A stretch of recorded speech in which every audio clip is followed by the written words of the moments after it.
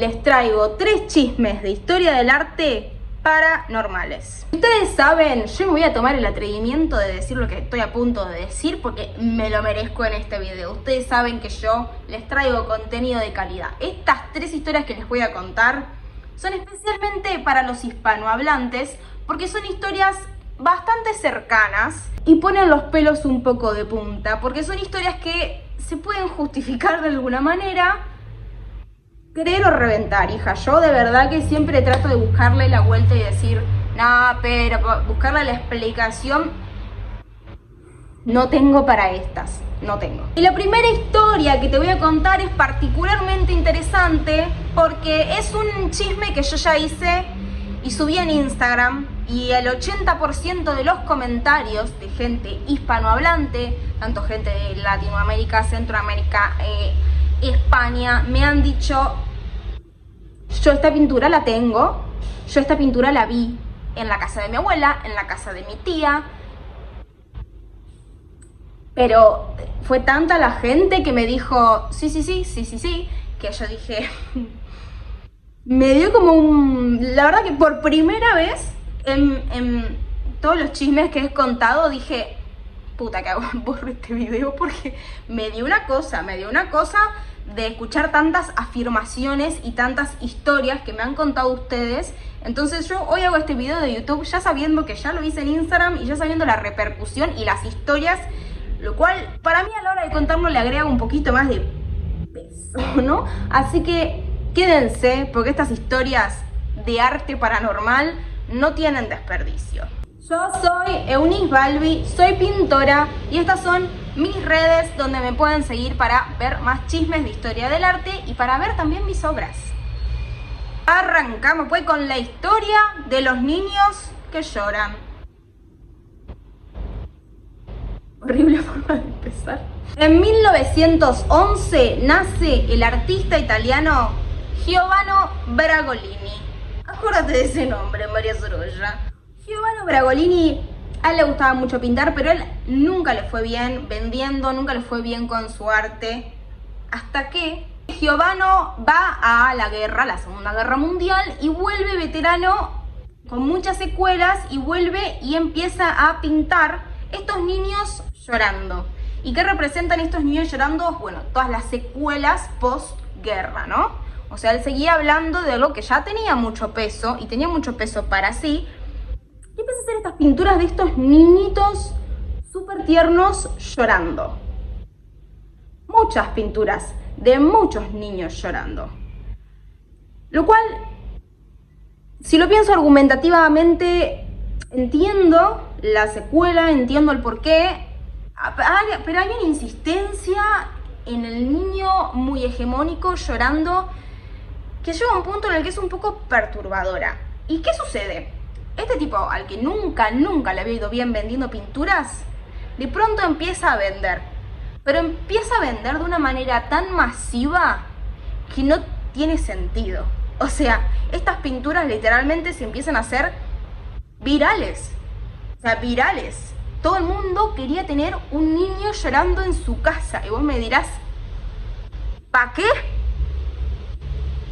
¿A son de qué? No sé, pero todo el mundo quería tener esto, que incluso se han hecho como en su época se pirateaban los CDs. Bueno, han como pirateado las pinturas y hecho tipo prints o láminas y se vendían incluso en ese formato.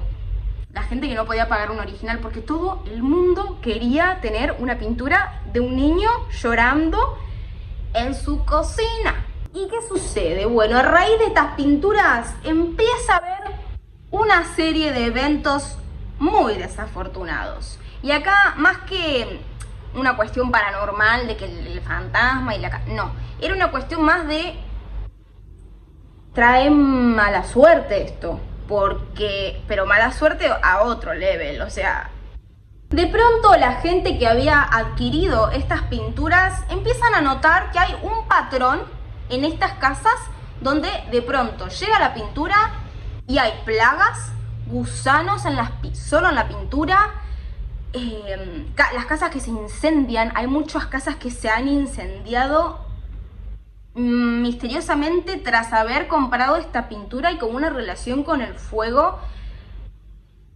que es muy repetitiva, pero no estoy hablando de 1, 2, 3 casos, estoy hablando de casos masivos que lo único que tenían en común era estas pinturas. Incluso dicen que las casas se incendiaban, pero completamente, menos los cuadros. Y hay muchas relatos de esto. Y vos ahora me vas a decir, sí, bueno, creer o reventar, la gente inventa cosas. No, esto llegó a mayores. Esto no era un boca en boca. Esto empezó a salir en los diarios. En el diario decían, no adquieran estas pinturas porque están malditas. Para que entiendan lo alevoso de los casos que llega a los medios y que se recomienda no adquirir estas pinturas. Imagínate el nivel masivo de tragedia que tiene que pasar para que se crea, ya en una época, ya estamos hablando del 1700, que te hacías un menjunje y eras una bruja y te mandaban a quemar. Estamos hablando de un tiempo no tan lejano. Esto yo, más que paranormal, lo pienso como, cuando dije antes, ustedes llámenle como quieran, pero cuando dije antes una cuestión de vibración baja, digo, ordenemos el orden de los factores, ordenemos el orden. Es un señor que no le va bien en la pintura, va a la Segunda Guerra Mundial y vuelve y de pronto se hace masivo su trabajo. O sea, empieza a vender de golpe de la nada masivamente, estos niños llorando, que discúlpenme, pero incluso para la época, no es una pintura que vos digas, tiene todo el sentido del mundo. Estamos hablando de la noche estrellada que le gusta a todo el mundo. Eran unas pinturas, había que tener ganas de comprar un niño llorando. No era algo como tan vendible en esta época. En esta época no era el tipo de pintura que más se vendía.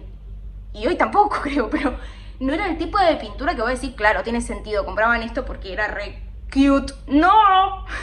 Y esto particularmente de las plagas en la casa, generalmente tiene que ver con, si nos ponemos a hablar en lenguaje medio brujeril, tiene que ver con, bueno, de pronto entra algo maligno, lo cual genera una plaga. La plaga es como un síntoma, de los primeros síntomas o el más recurrente, de que hay una energía negativa, no precisamente una presencia, pero una energía muy pesada en una casa. Entonces de pronto tenés una plaga, pero el hecho de que se incendie todo menos la pintura, de que en la pintura aparezcan gusanos,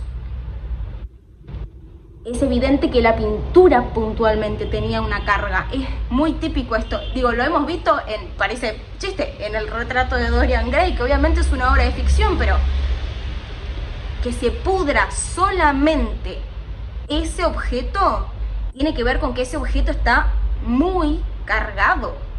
Y esto, de vuelta, querer o reventar, pero que pasó, y no termina ahí. Porque no fue suficiente. Había tanto deseo de tener, pese a lo que se sabía o lo que se creía saber de estas pinturas, había tanto deseo de tenerlas, que como no fue suficiente ponerlo en el diario, en las revistas, se organiza desde el Estado en Italia, una quema de pinturas masiva. Y era tipo, traigan todas las pinturas que tengan, las vamos a quemar. De verdad, es un montón. ¿Por qué? Y porque se decía como que el tipo había hecho como un pacto, una cosa rara, para que le vaya bien vendiendo su pintura. Porque imagínense, si ya no le iba bien antes con la pintura, después de volver veterano de una guerra, que no tenés nada, que pasaron un montón de cosas a nivel psíquico, y esto era lo que se decía, y esto fue lo que se pasó. Y ahora vos contame si alguna vez viste en la casa de la nona una de estas pinturas, porque llegó hasta Chile. Dicen que en Chile también se organizaron estas quemas de estas pinturas. Llegó hasta Latinoamérica, la pintura se viralizó, y hay mucha gente que las ha visto, que las tiene todavía en sus casas, o que su abuela, su tía las tenían. Bueno, mi amor, sácale de ahí, por las dudas. Me empezó a ladrar el perro a la nada misma mientras contaba esto. Cállate la boca.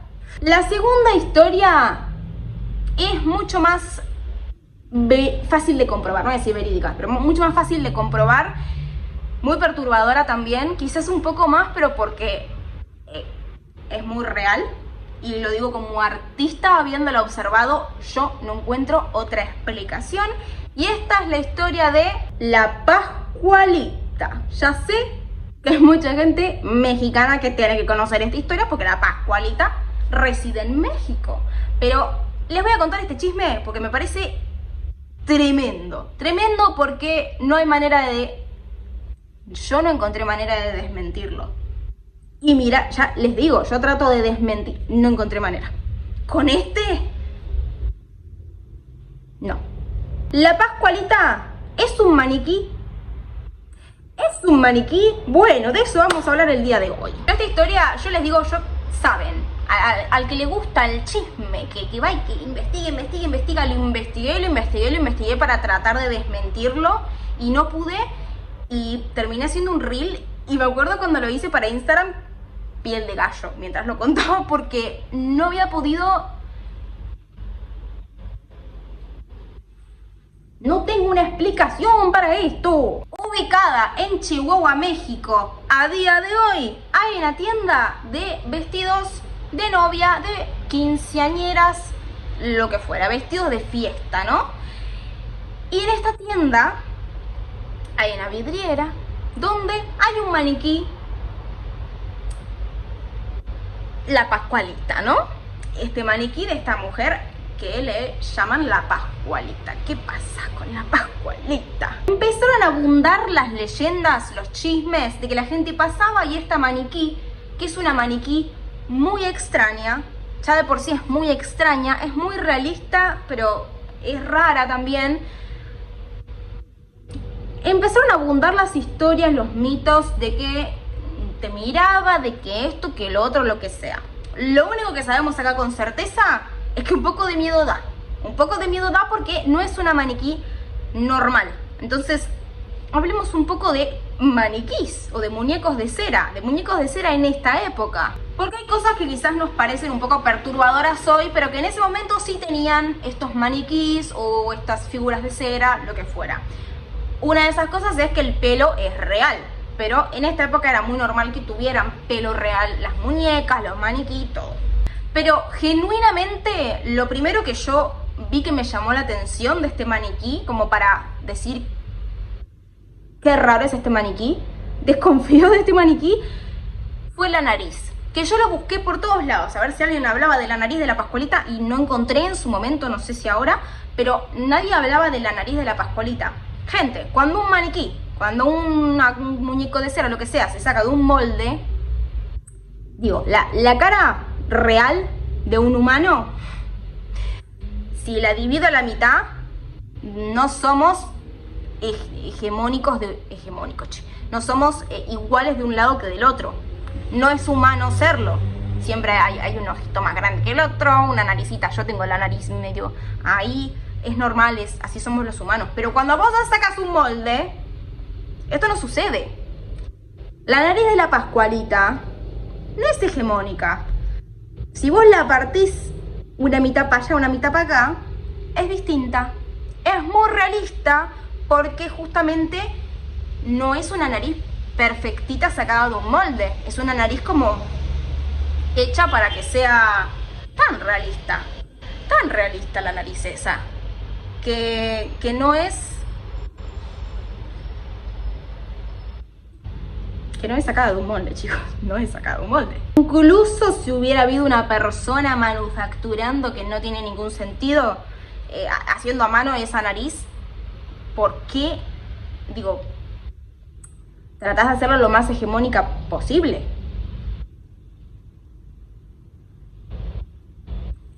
Eso es raro, chicos, pero se pone peor.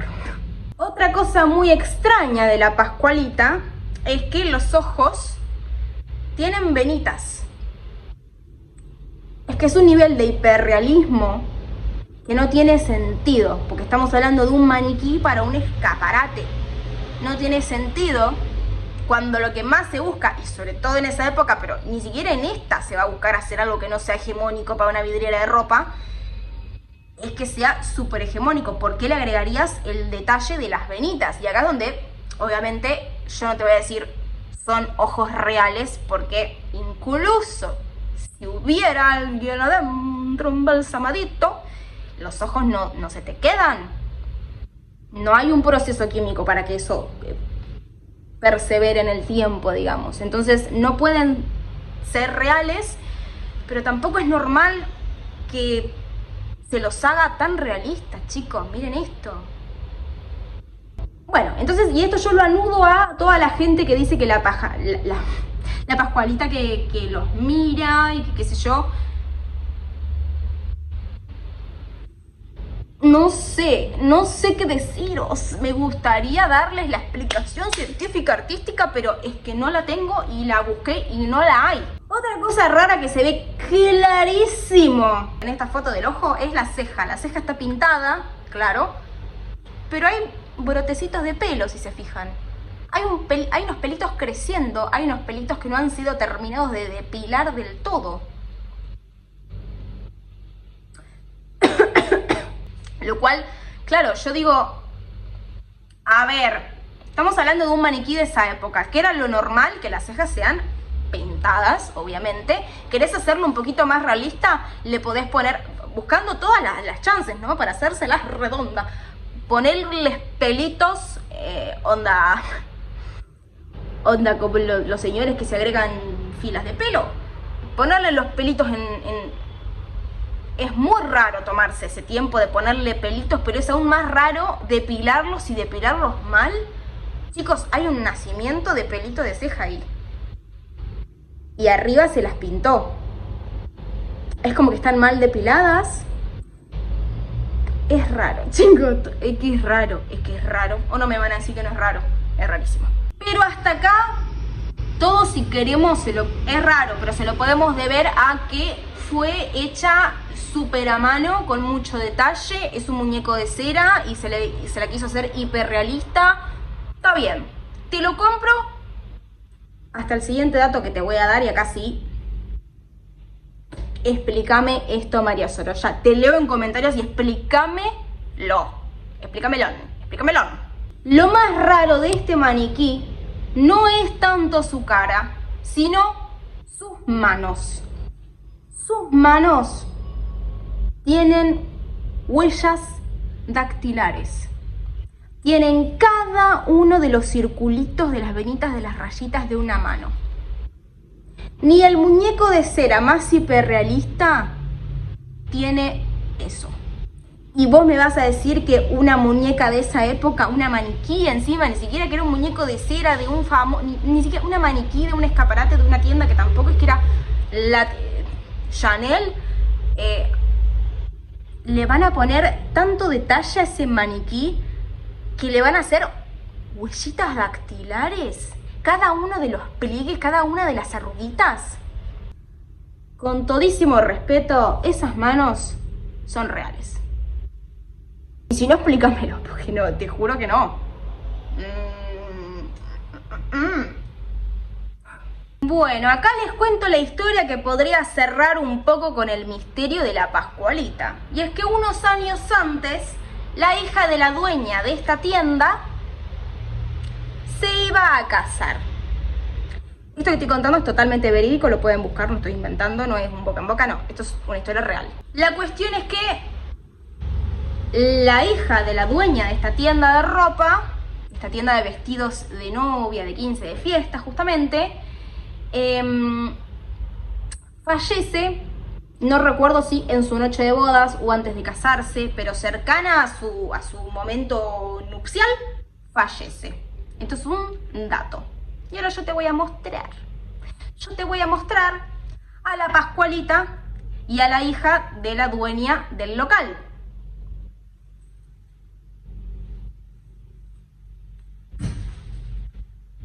Dato de color. La Pascualita estaba usando, digo estaba porque ahora como que se la cambió a la maniquí, es otra, no es esta. Pero en ese momento la Pascualita, que estaba en la vidriera, estaba usando el vestido de boda de la hija también. Estaba usando su vestido de boda, sí. Lo más fácil lo más fácil, lo más lógico de pensar en esta historia es que esta mujer pierde a su hija y en un acto de conmemoración a su hija, en un acto de luto, por eso lo digo con respeto, va a embalsamar a su hija y a hacer la maniquí y a ponerla en la vitrina de su local. Y esto es macabro, chicos, es un poco macabro hoy día, pero si nos ponemos un poquito en el lugar de una mujer grande que acaba de perder a su hija de un día para el otro, cerca de su boda, ella que justo tenía estos vestidos de boda, bueno, quiso conmemorarla de alguna manera. Han habido tantas historias, más allá de esto, paranormales, de que te seguía con la mirada, de que qué sé yo, que se la cambió porque había generado mucho revuelo. Que se la haya cambiado, un poco que reafirma también que algo raro ahí pasaba. Porque esas manos son humanas. No tengo nada más que decir, señor juez. Y no quiero que esto quede como... Yo sé que la intro fue historias paranormales. Me parece que esto es el luto de una mujer que perdió a su hija y hizo esto por eso. No hay algo... Digo, suena macabro porque hoy a uno no se le ocurriría, quizás no es normal. No sé si lo era en esa época tampoco, pero digo, no fue un acto de malicia. Quizás en la primera historia quizás se decía, ¿no?, que había como un acto maligno, que había como un pacto. Esto es sencillamente una mujer de luto por su hija. Es raro y macabro, sí, pero respeto a la Pascualita, a su memoria de su hija. La tercera historia que tengo para contarte tiene que ver nada más y nada menos con el señor Munch. A este pintor lo conocemos todos y todas, pero yo hoy te vengo a hablar de una pintura particularmente rara y macabra. En general, todas sus pinturas son un poco oscuras, tenía este estilo, pero esta pintura tuvo su boca en boca, porque pasaron cosas con esta pintura, puntualmente.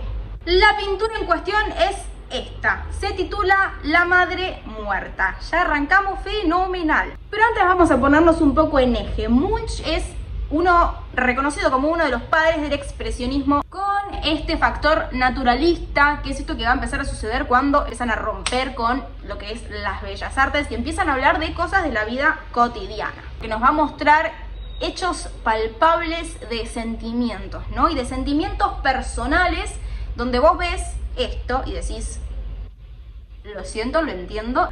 La obra de Munch es muy personal y tiende siempre a algo más bien oscuro, a algo más bien angustioso, que un poco también tiene que ver con este periodo y este tipo de pinturas, ¿no? Mostrar también el dolor, ¿no? Venimos de unas bellas artes que son tan bonitas, que son tan estéticas, que son tan hegemónicas, y vamos a romper con eso y vamos a hablar de lo que duele, lo que se siente feo, ¿no? Y la obra de Munch es particularmente angustiosa y mucho se ha dicho de que Munch en general, como que su obra está medio maldita, pero esta pintura fue la que causó revuelo y la que causó como la leyenda urbana. Y es muy trágico a nivel personal porque él, como va a representar en varias pinturas, él es como que trae la muerte a la casa. ¿Por qué? Porque Munch de pequeño se enferma de tuberculosis y sobrevive, pero contagia, por ejemplo, a su madre, quien termina perdiendo la vida. Entonces va a haber algo ahí de yo traje esto por mi culpa, ¿no? Lo cual tiene mucho sentido, ¿no? Si lo vamos a hablar de un aspecto psicológico, ¿no? De esta pintura puntualmente se ha dicho un montón, como que, por ejemplo, se escuchan gritos provenientes de la pintura en el museo en el que esté, que quien tenga una réplica en su casa ha traído a partir de esa pintura enfermedad o muertes en esa casa, o incluso que cuando pasás por el museo rápido ves de refilón como la niña que está en un primer plano casi te sigue con la mirada, ¿no? Cosas que se repiten mucho con las pinturas. Y otra cosa que se repite mucho es esto que yo decía antes del objeto que está cargado. Bueno, tanto que tenga gusanos como que desprende un olor fétido, que es algo que se dijo mucho de esta pintura, que tenía olor a podrido, a muerte. Si me voy a poner un poco mística, me parece un poco natural que una pintura que tiene tanta carga, tanta culpa, tanta oscuridad, termine desprendiendo olor a fétido, ¿no? Ondas expansivas de mala energía, porque es una pintura que genera mucha angustia, es una pintura que trata de la angustia, que trata de la muerte. Entonces, pero por ejemplo lo de que la pintura te sigue con la mirada, eso se ha dicho mucho de muchas pinturas, incluida la Mona Lisa, porque hay un truquito ahí para que el ojo parezca que te sigue con la mirada. Es raro el caso de Munch porque es una pintura bastante simple, como para que no hay mucho truquito. Lo cierto es que muchas de estas teorías conspirativas se las debemos a un escritor llamado M.R. James, quien ha traído literatura que tenía que ver con este tipo de cosas, tipo la muñeca poseída, la pintura poseída, como que traen un poco esta fantasía al mundo, y entonces esto se empieza a generalizar y a aplicar en lo cotidiano, en las pinturas, en las muñecas, en todas estas cosas. Pero lo del olor fétido, eso sí que lo chequearía. No sé, ¿has pasado por el museo y has visto esta pintura? Si alguien lo hizo, que comente acá si le pasó algo raro con la pintura. Si alguien tiene una pintura de las primeras de los niños llorando, comente también si las conocen. Y si viste la Pascualita y sos de México y tenés algún chisme para contarlo, te leo en comentarios. Gracias por haber sido partícipes de estos chismes del día de hoy. Espero que les hayan interesado. Contame cuál fue la historia que más te choqueó, que más te impactó, por qué. Y recordá que me ayudas un montón con tu me gusta, con tu follow. Es muy importante para mí, porque estoy haciendo esto por amor al arte. Así que espero tu interacción, o si no, mentira. Nos vemos en el próximo video de chisme de historia del arte. Chao.